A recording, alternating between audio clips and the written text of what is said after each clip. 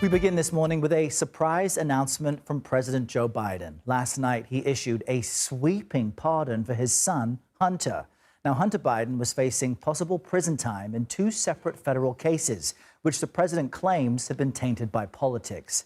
The pardon also protects him from prosecution on any federal crimes committed over the past decade. This is a major reversal, as the president had repeatedly said he would not pardon his son. Listen. I said I abide by the jury decision, and I will do that, and I will not pardon him. We've been asked that question multiple times. Our answer stands, which is no. Now we're getting reaction to this from both sides of the aisle this morning. President-elect Donald Trump posting this on social media last night, asking if the pardon includes the, quote, J6 hostages and calling this a miscarriage of justice. Republican Senator Chuck Grassley posted on X that he was shocked by the Hunter Biden pardon. And the Democratic governor of Colorado, that's Jared Polis, shared a statement saying in part, quote, this is a bad precedent that could be abused by later presidents and will sadly tarnish his reputation, referring to President Biden. We've got team coverage on this for you this morning with our Willie James Inman, Katrina Kaufman, and Rebecca Roiphe following every thread of this pardon. And we want to begin with CBS News White House reporter Willie James Inman. He's in Angola at this moment on the African continent. That is where President Biden is traveling to right now. Willie James, how does the president explain this, considering he said he wouldn't do this just months ago?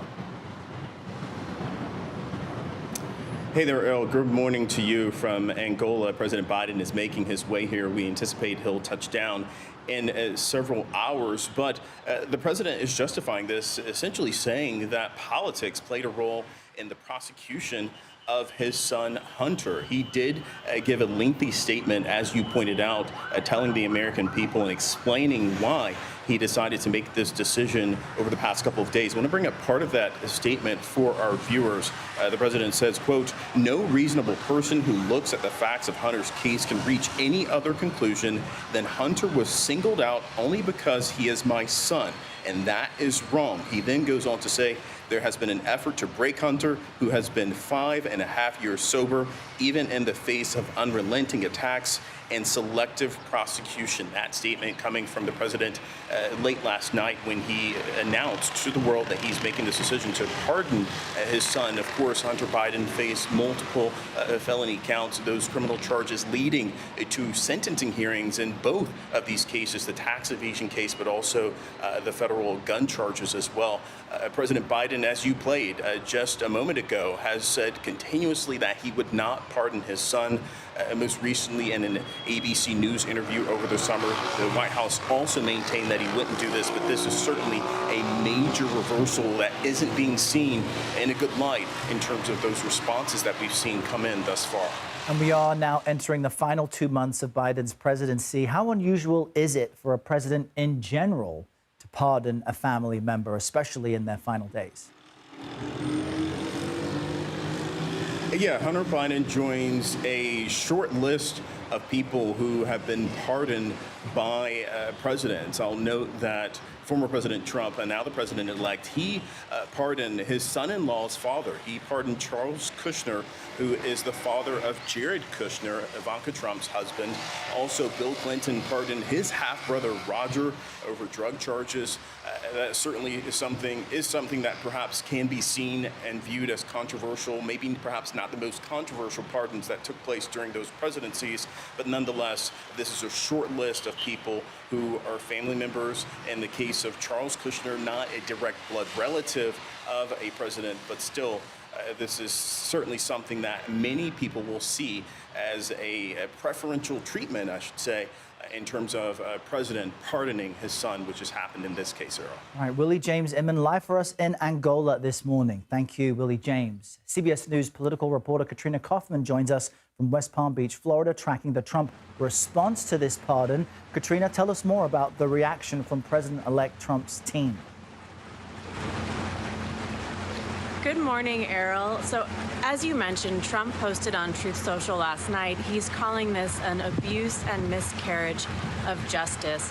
His son, Don Jr., also posted and said that they really knew this was going to happen. They think that Biden was just waiting until it didn't affect Democrat electability. I also spoke with a source close to Trump last night who said they weren't surprised by this news, but they thought that Biden said no one was above the law. Apparently, that doesn't apply to his own son.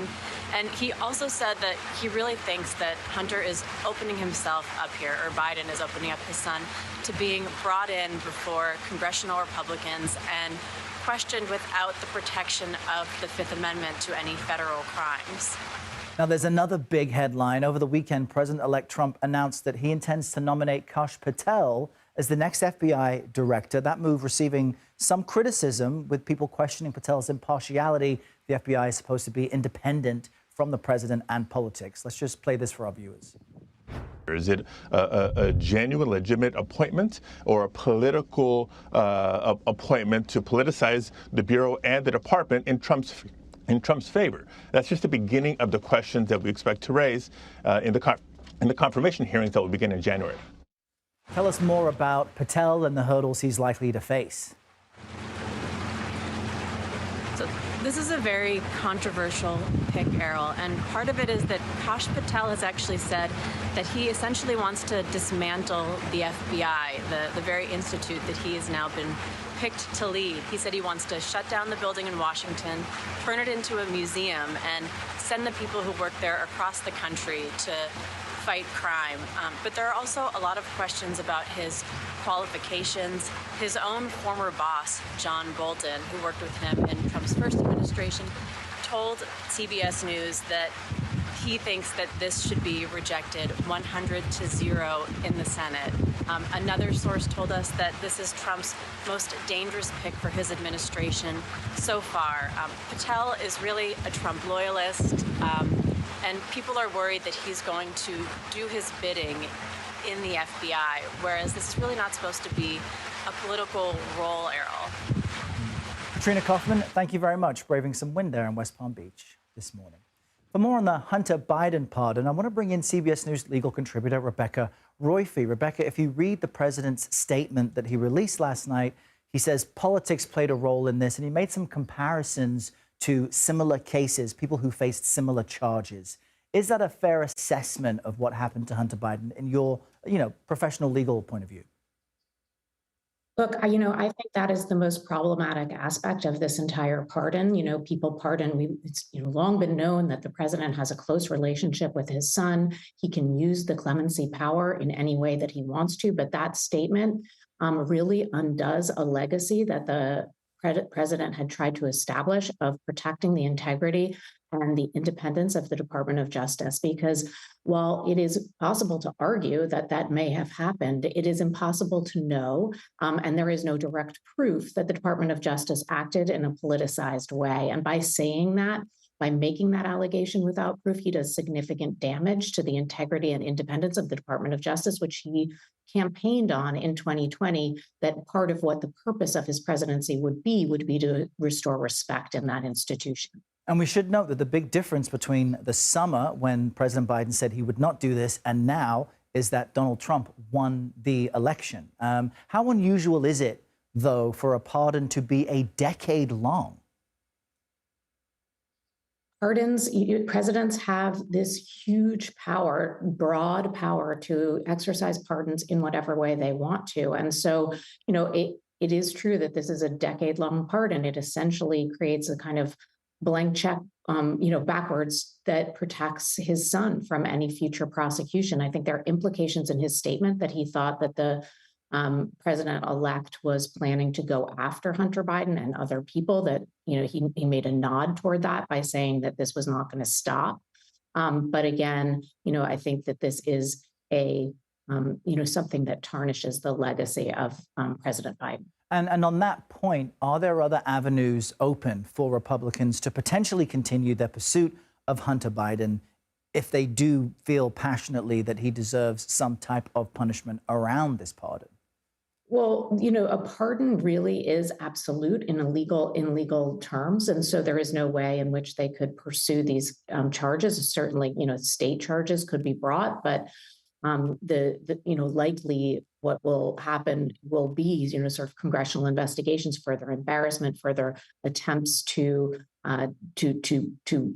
make it appear as if this is somebody who is extremely guilty, who is given this, free pass. get out of jail free card. Great to get your insight on this major development. Rebecca Roiphe, thanks so much. Thanks for having me.